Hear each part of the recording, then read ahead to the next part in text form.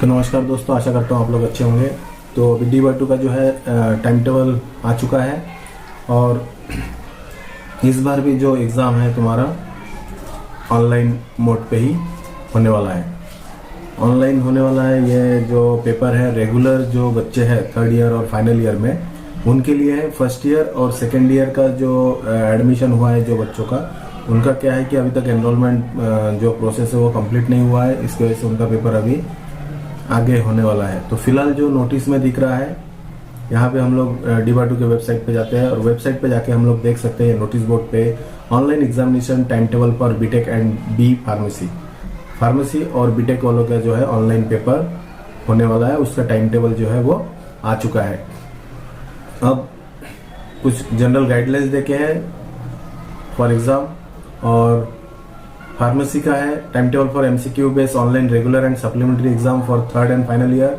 Engineering के लिए same 5th winter 2021। अब जो एग्जाम हो रहा है वो विंटर 21 का है। Time table for MCQ based online regular examination for third year and engineering same 7th winter 2021। Time table for MCQ based online regular examination for final year. तो ये जो टाइम टेबल दिख रहा है ये हमारे विंटर 21 का टाइम टेबल है। तो वेबसाइट पे जाके टाइम टेबल डाउनलोड कर ले और अपना जो शेड्यूल टाइम के अंदर एग्ज़ाम अटेम्प्ट करें। तो जो एग्ज़ाम है वो 4 मार्च से शुरू हो रहा है और कुल मिला के जो एग्ज़ाम है वो एंड होगा हमारे 10 मार्च को। तो 4 मार्च से 10 मार्च के बीच में पेपर है। डिफरेंट जो ब्रांच के अलग अलग टाइम टेबल पे देख सकते हैं। तो वेबसाइट पे जाके वो अपना टाइम टेबल डाउनलोड कर सकते हैं। ठीक है। दूसरी एक बात है कि जो बच्चे यहाँ पे जनरल गाइडलाइंस भी देखे हैं उसको भी देख लेते हैं। जनरल गाइडलाइंस में जो देखे हैं,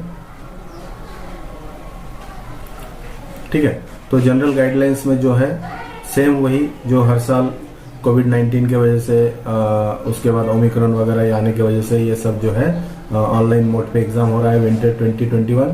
और जो एंड्रॉयड बेस्ड मोबाइल पे दे सकते हैं अपने कैमरा एनेबल्ड कंप्यूटर में भी, लैपटॉप में भी, डेस्कटॉप पे भी एग्जाम दे सकते हैं।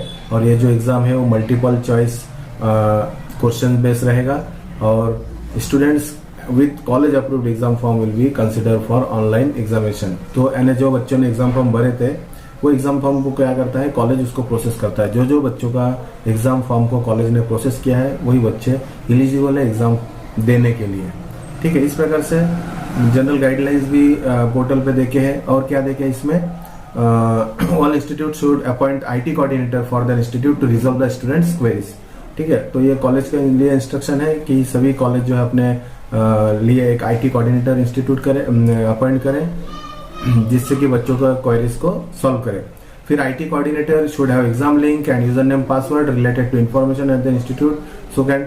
तो किसी बच्चों का IT कोऑर्डिनेटर के पास जो है सभी बच्चों का जो है यूजर ID पासवर्ड रहेंगे।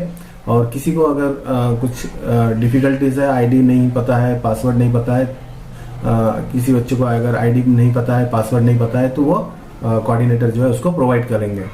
और allow the exam portal to use the, हाँ, जब हम एग्जाम देंगे तो वो जो पोर्टल है, वेबसाइट है, वहां पे हमको कैमरा को एक्सेस करने का परमिशन देना पड़ेगा। और students are suppose to keep record of screenshot take after completion of exam. तो बच्चे जो है स्क्रीनशॉट रख सकता है कंप्लीट होने के बाद एग्जाम। कभी कभी क्या है, टेक्निकल इश्यूज आता है कि एग्जाम देने के बाद वहां पे मार्क्स शो नहीं होता है। तो ये टेक्निकल इश्यूज को रिजोल्व करने के लिए इन दैट टाइम हम लोग एविडेंस में रहता है कि हमने एग्जाम अटेम्प्ट किया है। तो हो सके तो एग्जाम कंप्लीट होने के बाद उसका स्क्रीनशॉट ले और जो एग्जाम देना है वो Chrome browser, updated Chrome browser में ही अपने एग्जाम देना है। उसमें कोई डिफिकल्टीज जो है, किसी प्रकार का टेक्निकल जो प्रॉब्लम हो आने की संभावना बहुत कम होता है। ठीक है। तो कोई भी जो डिफॉल्ट मोबाइल का जो ब्राउजर रहता है वहां पे उसको नहीं अटेम्प्ट करना है, क्रोम ब्राउजर उसको अपडेट करने के बाद। फिर और देखे हैं कि किसी प्रकार का अगर टेक्निकल हेल्प की जरूरत है तो कॉन्टैक्ट हेल्पलाइन नंबर, यूनिवर्सिटी का जो हेल्पलाइन नंबर है उसमें कॉन्टैक्ट करें। और एग्जाम ओवर होने के बाद सबमिट ऑटोमेटिकली हो जाता है, इसलिए किसी प्रकार का डरने की बात नहीं कि हमने सबमिशन नहीं किया है तो हमारा क्या होगा। तो जैसे आपका एग्जाम ओवर हो जाएगा, टाइम ओवर हो जाएगा, ऑटोमेटिक सबमिट हो जाएगा। नेक्स्ट पॉइंट में जो देखे हैं कि student have to select on out of 4 given option and then select save and next button, there is no negative mark. तो किसी प्रकार का नेगेटिव मार्क नहीं है और 4 ऑप्शन में से एक ऑप्शन को सिलेक्ट करने के बाद ही सेव एंड नेक्स्ट जा सकता है। कहने का मतलब कि रैंडमली वो सॉल्व नहीं कर सकता है। जो क्वेश्चन तुम्हारे पास, उसी क्वेश्चन को पहले अटेम्प्ट करना है, उसके बाद आगे जाना है। Question paper will consist of 60 questions for engineering exam and 75 questions for pharmacy exam. Candidate can solve any number of questions. Each question carries 1.5 mark. However, maximum mark will be 60 for engineering and 75 for pharmacy. तो important क्या है कि इसमें engineering exam में engineering का जो subject का paper रहेगा वो 60 क्वेश्चन का रहेगा। हर क्वेश्चन का उन्होंने 1.5 मार्क दिया है और जो फार्मेसी के क्वेश्चन पेपर रहेगा वो 75 क्वेश्चन रहेगा। हर पेपर को वो हर क्वेश्चन को वो 1.5 मार्क का वेटेज है। ठीक है, और कितना भी क्वेश्चन अटेम्प्ट कर सकते हैं, कितना भी क्वेश्चन अटेम्प्ट कर सकते हैं, जरूरी नहीं कि सभी क्वेश्चन को अटेम्प्ट करना है। नेक्स्ट जो पॉइंट है, it is not permitted to revisit any questions once solve. जैसे ही पहले बोला है कि आप पहले जो क्वेश्चन को अटेम्प्ट किया है उसको दोबारा फिर से वो अटेम्प्ट नहीं कर सकते हैं। आप अटेम्प्ट करो, आगे फॉरवर्ड, तो उसको रिविजिट नहीं कर सकते हैं। ठीक है, दूसरी एक पॉइंट फिर से मेंशन किया है कि किसी प्रकार का कोई नेगेटिव मार्क इसमें नहीं है। The time duration for exam is 90 minutes, that is 1.5 hour, 1.5 घंटे का पेपर है।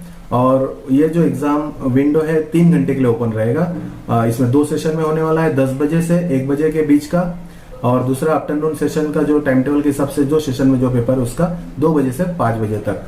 तो 3 घंटे का शेड्यूल है, उसमें अपने लॉगिन हो सके तो जल्दी से जल्दी लॉगिन करके अपने, क्योंकि कुछ भी डिफिकल्टीज आता है तो विद इन दैट टाइम हम रिजॉल्व हो सकता है। आप लास्ट मोमेंट में एंट्री करेंगे तो उस टाइम पे हो सकता है डिफिकल्टी हो, इसलिए 10 से 1 बजे, तो 10 से 10:30 के बीच में अपना लॉगिन कर ले।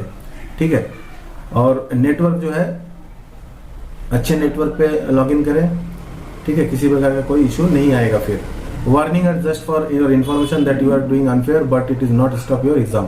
तो अगर किसी प्रकार का आप अनफेयर मीन्स से पेपर छुड़ा रहे, यानी कॉपी कर रहे, चीटिंग कर रहे, या फिर कोई ब्राउजर को एक्सेस कर रहे, या फिर तुम्हारे पास में कोई है, तो इसकी वजह से तुम्हारे पास वार्निंग आ सकता है। इससे आपका एग्जाम नहीं रुकेगा, एग्जाम चलेगा।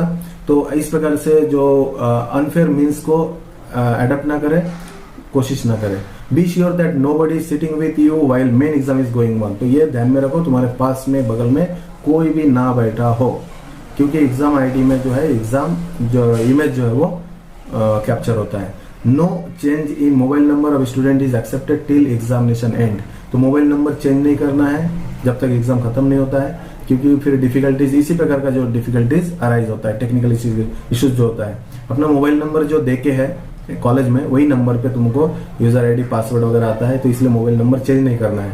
और you can register your grievance. किसी प्रकार का कोई अगर डिफिकल्टीज है, तकलीफ है, तो 24 घंटे के अंदर अपने जो ग्रीवेंसेस है उसको इस मेल dbar2exam@gmail.com पे मेल करें और report to the grievance committee. और कुछ जो हेल्पलाइन नंबर देखे हैं उसको नोट डाउन करके, किसी प्रकार का हेल्प चाहिए तो करीब यहाँ पे जो है 6 नंबर देखे हैं, तो उन नंबर पे आप कॉल कर सकते हैं।